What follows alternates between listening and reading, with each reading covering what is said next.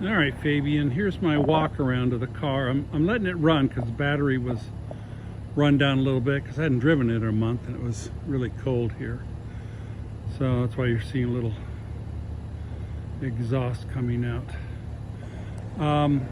As I said before, from 50 feet away, it looks pretty good, but there are some cosmetic flaws I want to bring to your attention. Let's start on the front end.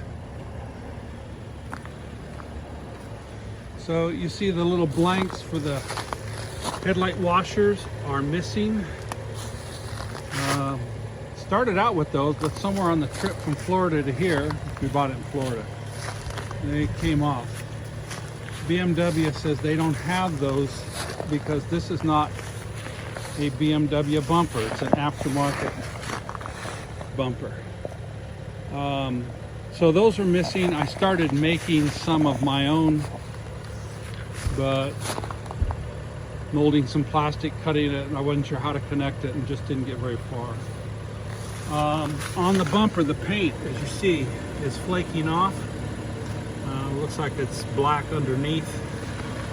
And that is also cracked because it's also, you see, it's only about 3 inches off the ground. So when you go into steep driveways, that'll rub. And now it's got a little more flex than it used to. So I don't consider that necessarily a bad thing. But the paint is flecked off. Speaking of paint, you see the front bumper is picking up a lot of little chips in the paint. Like bugs, except those are probably just coming off because of sand and stuff. So the paint job on this bumper probably wasn't great. And they may have painted the whole car. A few other little chips in the paint. I just took it to the car wash, so you shouldn't see much in the way of dirt. So the other thing is the fender. I'm not sure if they did a new fender, but the gaps are a little uneven. You see it gets tighter up at the front. And the hood, meaning the A column, isn't perfect. Again, they may have had the hood off at one point, not put it on quite right. So those are sort of the flaws on the front end. This side here, the rocker panel is off. I've got it. It's got a little crack in the back end. I just need to get new clips and get it put back on. I will do that before I drive it down, because it's not going to fit in the car very well. So there's a few rubs in the paint. You see that there. Like I said, I had it up on a few Jeep roads and got what they call Colorado pinstriping. That's the brush. So some of that may buff out, some of them might not. A few little dings and dents you see. Okay, the rear bumper is the other problem. Oh, let's start here on the wheel well. You see the little flange is bent out there, and I've got that clipped on. This rear tire about a year ago, all 5 wheel bolts broke off. No one really knew why that would have happened, but the wheel came off the car and sort of did a little damage on that, but it's pretty cosmetic. But the rear bumper, and I'll get to that in a minute, got deformed a little bit, so that's why I've got a stupid click kind of holding it in. We did replace the whole hub on the car, so I don't expect that wheel to ever come off again.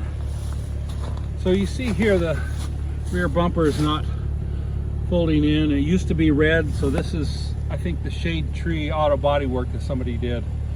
The bumper on the top of this flange is supposed to clip into the clips, but those little ribs on the back that catch the clips are broken on some of those. So you have to jerry rig that together, or maybe just get a new bumper. I priced new or used bumpers in good condition. They're not too pricey. You just have to get them painted.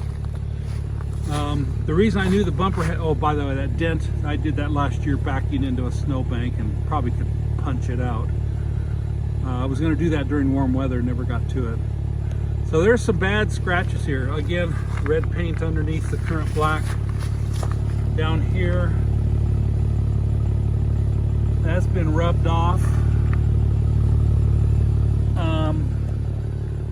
Yeah, the bumper actually came loose on my first cross-country trip in 2019 when I bought it, and it got dragged until I could stop the car. I did reattach it, a little bit of jerry rigging, but otherwise the bumper looks pretty good. Again, this blank is missing. That's a BMW blank. You could probably go there, but those don't come painted, so you'd have to paint it. Same deal on the bumper on this side. It seems to be holding on, but again, those clips aren't grabbing very well. So that's the bulk of the cosmetic flaws on the thing. When you look down here, I think there's probably some Bondo on this side. You see some little ripples here and there. So again, I think this left side, this rocker panel also used to be red, and it doesn't snap in quite right. I did try and remount this one, and it worked well, except for that front corner isn't meshing with the fender, so I don't know why those don't mesh. There's some other flaws with the paint. This rubbed off right there on the door a little bit, and I think there might be, I think all the pinstriping is on the other side, the little rubs in the paint. On the trunk lid, the paint has this funny feel here. Now there's a little bit of water on here from the car wash I just went through, but you can see here where this is all dulled, doesn't have the shininess, and nobody can figure out why that corner has gone bad. But so that's a spot where other than the water, but you can see where it's just not shiny. So that's it for the cosmetic stuff on the outside. Again, 19-inch tires. These BMW sport models have asymmetric tires where the rears are a different size than the fronts, so rotating the tires isn't, you don't do the typical rotation on them. And I think these performance tires have a left and right tire too, so you don't really rotate the tires. Like I said, I do have snow tires, so these tires usually get the winter off. So that's the bulk of the cosmetic issues. Let's jump inside the car.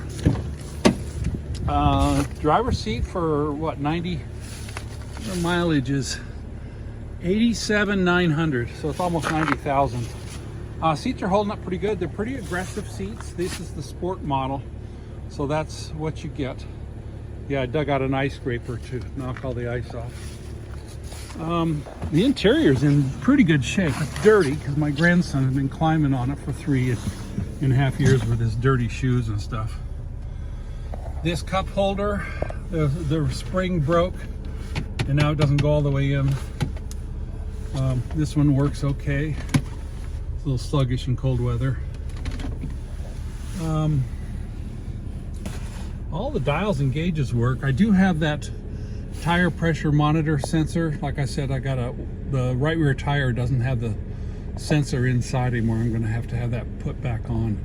So when I swap in the snow tires, I'll go ahead and get that taken care of. Otherwise, we're in good shape here. And as far as how it runs mechanically, I think it runs great. It was nice to get back in it. I haven't, like I said, driven it for a month, so it felt good. The turbos, there's no turbo lag. It's very smooth power. BMW did a good job engineering it and putting this together. I could put the top down, I suppose. Well, I showed you pictures of that, but the top is airtight, watertight, no problems there, and it works pretty good. So that's kind of the flaws I think I have to show you. So I'll bundle this video up and post it up and let you know what I got. Here's a little flake of paint coming off. So probably want to do some touch-up paint here and there, and maybe if you want in the long run, make it a project car to get the bumpers tightened up or replaced and just do a whole new paint job on the car. I think it would look pretty smashing then. The wheels, there's some chigger bites in it. Obviously, as I said, I'm not the most gentle of drivers, so Nice looking wheels, but they're not immaculate for sure. I think that's all I've got to tell you. All right, if I think of more, I'll post another video.